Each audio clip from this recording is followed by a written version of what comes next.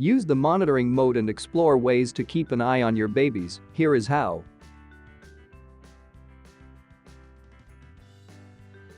Go to monitoring mode. Here we have 4 modes to select.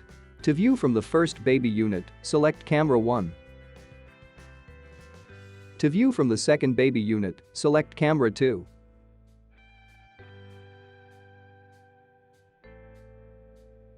If you want to view from both of the cameras, select split.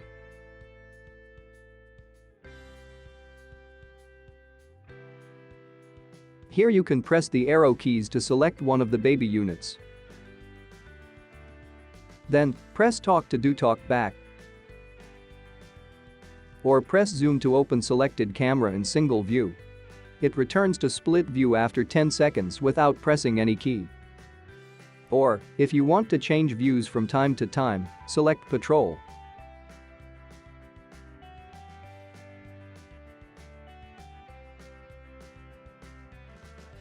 The monitor will switch view every 10 seconds. For more helpful tips, subscribe to the VTech support channel or check out our other videos to keep watching.